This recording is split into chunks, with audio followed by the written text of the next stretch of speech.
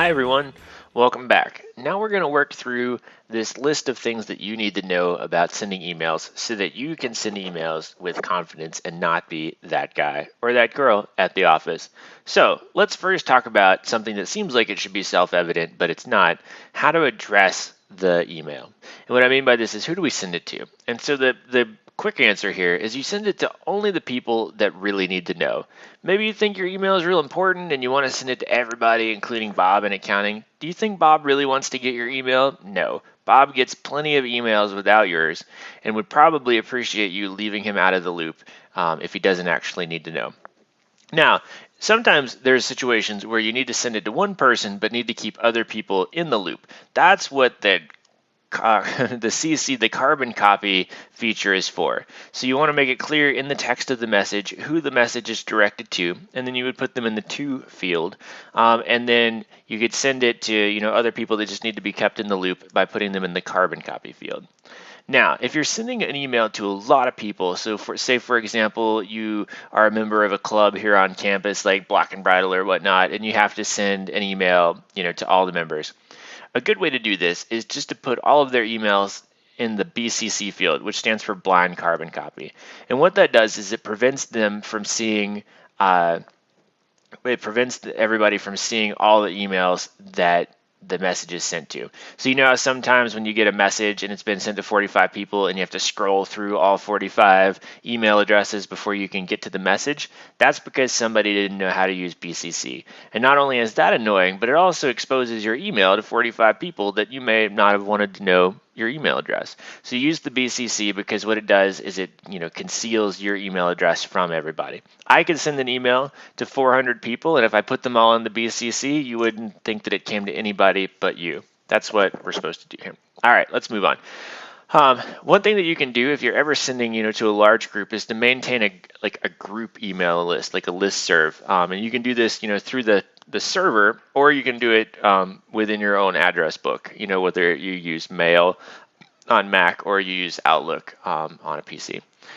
So this is the thing that you can do. And it avoids typing addresses in by hand, which could cause accidents.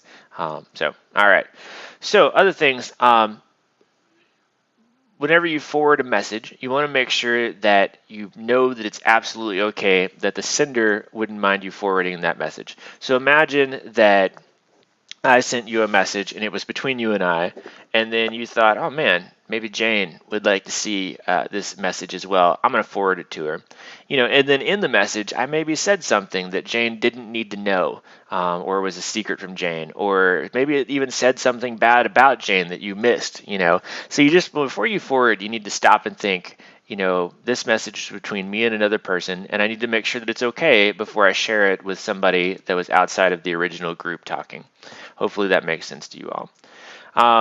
Fill in addresses last to avoid sending an incomplete email by mistake. So what I mean by this is just type your message first, come back later, put your email address in, and then that way you avoid accidentally hitting enter and it sends it automatically. I'm sure we've all gotten emails from people where they're like, oh, sorry that I sent that before I was done, and then it just makes them look dumb. So that's a way to avoid that. Now, let's talk about subject lines, probably the next most important thing. Think of the subject line as a headline like in a newspaper. It's supposed to grab the person's attention and make them want to read your email. It's also supposed to summarize the message, and it's also supposed to make it easy for them to later go back and search through the messages and find a particular message. So you want to make sure that your subject lines are specific and meaningful. And I'm going to show you a couple here in just a moment. Another thing that you can do that would make people angry at you is whenever you hit reply all to a message and not change the subject. So for example, say, a month ago, your 5 buddies that you like to communicate with were writing messages back and forth about topic X. And you're like, man, I need to write all 5 of those people about topic Y. I'm just going to go back to this old email and hit reply all. And then people are like, wait, what? This is a different subject? And then they don't understand. And then it makes it really hard to go back and find that message later because it's not organized according to subject. That's what I mean by that. Let's look at subject lines that are terrible. Immediately, read important. Important to read immediately. I'm so good at reading. Anyway, is it important? Is it need to be read immediately, I feel like if it's that important, you should just call me. All right. Also, you don't get to decide what's important. I do. So avoid this type of a subject line. Here's another one that's meaningless. Meeting. Whoa, that's descriptive. I remember when I worked in an office and I went to like 14 different meetings a week, this kind of message would drive me insane. I'm like, I meet with way more people than you. You're not the only person I meet with. Here's another one. Follow up about meeting. Whoa, well, at least I know the meeting already happened, but it could have been one of 14 meetings. So you need to be specific. Here's another one that's terrible. Announcement. Whoa, announcement. It's really funny. Back home at UF, they have what's called IFAS announcement, and it is an email, and it literally says announcement in the subject line every time. And I always thought, isn't every email a sort of announcement in a way? So that's another terrible one. Again, because it's too general, it doesn't give the reader a way to know what's going to be in the email. Like, it doesn't tell them what the email is going to be about. And it also doesn't allow them to go back and search for it later. Like, if I wanted to search for something about a meeting, and I hit type meeting and, all these, terrible subject lines came up, that'd be no good. So here's a good one. Do we need a larger room for the social meeting on May 14th? That tells me what it's going to be about. I know how to respond to it. I know what to expect in the email. It's specific. That's a good example of a subject line. Good job. Now let's move on and talk about the third thing, which is actually writing the message of the email. And so here's a couple important things. In general, emails are pretty short. Never write an epic email. No one is going to be impressed with your 11-page email. In fact, they'll probably be irritated with you because, people want to dedicate a certain amount of attention to email. And when you write them an essay, that's no good. There's a better way to, if you find yourself writing an 8-page email, just go talk to that person. Okay. Anyhow, so keep the message focused and readable. Keep it short. You always want to break paragraphs into smaller chunks than you normally would if you were writing, say, an academic paper. If you were writing an essay, a paragraph might take up half a page. No. In emails and newsletters and newspapers and press releases, you always want to make things into bite-sized chunks. So, organize it by topic, but it's okay to break it into more paragraphs than you ordinarily would. And here's a big one, 1 point per email. So imagine that I'm writing to Dr. Anderson, which is a thing that I do often. And I need to write him about, the writing class, as well as the speaking class, as well as my dissertation. Do I put all of those things in one email and say, hey, Dr. Anderson, subject line, things for you today? No, that's no good, because a lot of people, when they go through their email, they want to treat it like a to-do list, and they want to respond to one topic at a time. And if I lump 3 disparate topics in there, 1, it makes it hard to go back and find, but 2, it means he's got to switch gears to reply to all of those things at once. So it's okay if you got 3 or 4 things to tell somebody to break it into 3 or 4 emails. Even it seems like, man, this person's sending me a lot of emails. That's okay, because most people actually like that, because then they can respond to one topic at a time. Because maybe some of those topics they can respond to you right away, and others require more effort, and then you're not, waiting on the one that takes the longest. Hopefully that makes sense. And then if you want a specific response, like call me or follow up or please send this to so-and-so, go ahead and specify that. Don't make them guess. Other things about writing an email: use standard professional English, and what we mean by that is don't, write in text speak, see you later, emoticons, no emojis, and don't also try to impress people. It's an email. There's no reason to break out the thesaurus. It's a hard word to say. It also sounds like a dinosaur. Don't type in all caps like you're yelling, because that's what my mom does to me. Avoid the triple exclamation point. In fact, avoid the single exclamation point. Why are you that excited to send an email? I don't know. Avoid using the words urgent and important, again, because who are you to decide what's urgent and important to me? Are you my boss? No. So try to avoid that. And again, if it is urgent, call that person. You can use asterisks to highlight text, or you can actually highlight text these days. And then always proofread. Even whenever I send you all announcements via Scholar, I write and rewrite those things 4 times. Hopefully they're clear to you all. It's an effort. It's not something that comes out right the first time. You just have to keep working at it. Here's another thing about replying to messages. So here's ways to not do it. One thing is just writing back, yes, I agree, without context. So you always want to quote back selectively. So imagine I, write you a really long email about some topic. and then 2 weeks later, you finally get around to replying to me, and you write, "Yeah, sounds good," and then you forget to include the rest of the message. That doesn't help me at all. I'm like, wait, what did I even write you about? It's kind of like how Snapchat works. Did you ever do that, like on Snapchat, and somebody writes you back later and you're like, I can't remember what I wrote you and I can't see it anymore because it's Snapchat? It's like that. So always, whenever you write back, you say, yes, I agree, but then also give some context about what you're agreeing with to sort of jog the person's memory. Now here's an alternative to that that's bad, okay? It's called fisking. It's named after a guy named John Fisk, who apparently was an argumentative jerk. You can look him up. And so what it is say somebody writes you, an email and it's got 4 or 5 paragraphs with 4 or 5 points. This is when you would write back, and after each paragraph, you would, give a response like, yes, no, this is a terrible idea. And what it ends up looking like is it sounds really argumentative. Next thing, again, sorry, to avoid fisking, just actually write them an email, use the context, use your words, write it out like a normal email. All right. So for URL links, use tinyURL to shorten the URLs. It's a free service, and it prevents people from, posting like 8 lines of hyperlink onto an email. Another way to do it is just make an actual link, and I was going to show you how to do this right here. Here's an email that my friend Brad wrote me earlier, and so if I wanted to write back to him, and if I wanted to say, here, I'll make this full screen. If I wanted to say, hi, Brad, man, here's a link. All right, so what you would do is you would highlight the text that you want to be a link, you would right-click it, and you would go to link. This is really complicated so far. Stay with me. And then the next thing that you do is called add link. Again, really complicated. And then this is where you would type in the link. All right, and you could cut and paste it. I'm going to type in google.com.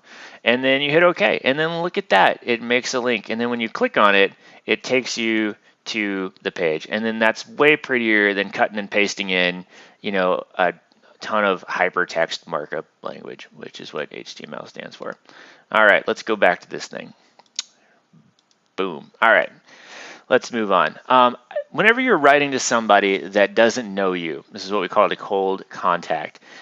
Be sure to identify yourself. Even though your name is in the the header information, it's still okay to write, hello, my name is so-and-so, or I am so-and-so. The reason that I'm writing is X, or if somebody suggested that I contact you, go ahead and give that information, who told you to contact them, because it provides some context for you. All right, other things, respond promptly. This is a thing that that drives people nuts in the workplace. Okay, and so like if I write you an email and it takes you 4 days to respond, that's really frustrating to me. So in general, you're looking at 24 hours these days to respond. If you're really busy and you can't respond, what you need to do is write them back and say, hi, I just wanted to notify or let you know that I got your email, and I'm really behind, and I'll respond with all the information that you need soon. And that shows professionalism. It acknowledges that you got the email, that you care about them, but that you're really busy, and then I don't have to wonder like if this person just doesn't care about me. All right, let's move on and talk about attachments. Try to use attachments sparingly, okay, in general. Although it's not as big of a deal now that everybody more or less has broadband. But a way that you can get around doing attachments is if you have like a Dropbox or some kind of cloud-based service, you can send just a link to that file, and then that way it doesn't clog up their email with taking up a lot of space. If you're going to send an email with an attachment, go ahead and load the attachment first, and then that way you don't have to do that thing where you're like, oops, I forgot the attachment, here it is, in a follow-up email, because that makes you look like a moron. We've all done it, I've done it, but if you load your attachment first, you won't. So if you're writing somebody an email, you can cut and paste relevant parts of an attachment into the text of the email. Instead of writing them a long thing and say, please see my paper on page 17, which is attached, you might just cut and paste like the part of the paper that you want to call their attention to directly into the email. That makes it way easier for them because they have all the information that they need to understand the message right there in the body of the message. I already talked about using hyperlinks. Recipients who you do not know may be reluctant to open attachments. I think that, I'm always amazed at like I feel like old people, get viruses from attachments. I just don't understand how that even works, like who opens it, but people do. And so some people are still, very reluctant to open attachments from people they don't know. All right, finally, I don't know if this is finally. So this is signature line. This is if you want people to contact you, you would just need to include a signature. I see a lot of you do this, and it makes me happy because it makes you look professional. But just your name, your title, your organization, your email address, especially on listservs, because again, yes, you send them an email, but it may not show up, and so it's better if it's just right there in the body so that you don't have to go hunting for it in the header information. If you have a website or a phone, you can do that. If you must be that person that has a quote, like I can't think of a good quote right now. Keep it short. It's cool that you want to be different and have a quote, especially if it's inspiring. I used to have a general quote that said, "Never sharpen a boomerang," and I thought that was some kind of deep philosophy at age 19. Now I don't do that anymore. But so, if you must do that, do it, but keep it short. Another one that people like to put in is this message is intended for, and it's usually like a really legal statement about, how this doesn't belong to anybody. I would say only do that if your organization requires it, because really it's not impressing anybody. It clutters up the email. It makes the message longer than it needs to be. So unless your company just requires it, nobody cares that you're that important. Avoid V-cards because, again, some people may treat them as attachments. V-cards is a funny concept to me, but back in the day, it was a cool thing that you could attach your V-card so that people could automatically save your contact information into their Outlook address book. Now, who does that? So in terms of style is, in terms of being consistency and having a way that you communicate. Don't overuse the high priority option because otherwise it stops being high priority. High priority option is the on a Mac, you would, let's see here. It would be this thing right here where high priority, normal priority. Same principle on a PC as well. And by the way, here's my signature line. It's pretty understated. I like it. Let's see here. Don't ask to recall a message. This is something that you'll be able to do whenever you get like a legit job and you work and they have an Exchange server, which is kind of a more high functioning sort of email service. You can send messages. You can also recall them. So funny story, back in the day before they got wise to it, every time somebody got fired in Extension in Florida, they would write a tell-all email and send it to the listserv. And then somebody would come along and try to recall it on their behalf. And really what that did is it just made us want to read it more because it doesn't actually delete the message from your inbox if you've already received it. It just says, so-and-so would like to recall this message. And now you're thinking, oh my God, what did they write that they wanted to recall? And then you get to read this email that's like about how everybody was mean to them and stuff like that. And then again, just don't copy a message or attachment without permission. That's pretty straightforward. All right. More style, chill out, avoid sending. This is more of like life lessons with Adam here, okay? If you get, I don't know who wrote this, but a pissy email, and you immediately want to send back a snarky reply, which is my go-to, by the way, you probably just want to sit on it and wait for 24 hours because it's so easy to fire off a message with email. And that's part of the danger because you can send out something that you later regret. So if it makes you feel any better, sometimes, take their address out, write it, get all that angst out, save it as a draft, come back to it the next day. And then take a look and see if you still feel that way, then maybe you send it. But most of the time, I feel like you're going to be like, oh, I'm not that angry anymore. I'm over it. Another way to do it, and this is just, again, life lessons with Adam. Email is never a good tool for clearing the air because it limits you in the communication that you're allowed to, or able to convey. So there's no body language, there's no tone of voice. It's only, letters and words, and that only really accounts for like 7% of actual communication.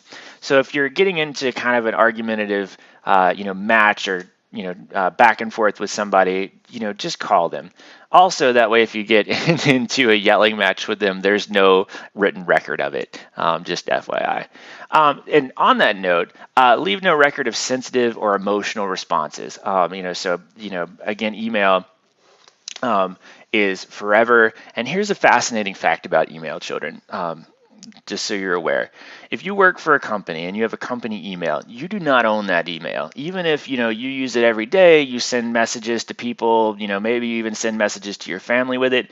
If they own the servers and they own that email address, the email belongs to them. And so anytime that they want to, they can search it. They can cut you out of it. And so you want to make sure that you keep it professional within that email account. And so, and this is why I get back to saying, don't send emotional responses. Don't, like yell or berate or say anything that you wouldn't like to see, in the press or defend in court. All right. Think of email as permanent. That's the thing. We're going to talk about managing email very briefly. It's good to organize it into folders, especially if you get lots of email like you will later in life. I like to keep a copy of all sent email because it helps me remember sometimes what I said to people. And then it's good sometimes to review and clean out folders periodically, especially if you have an Exchange account that limits you in terms of how many messages you can have. You can save them on your hard drive.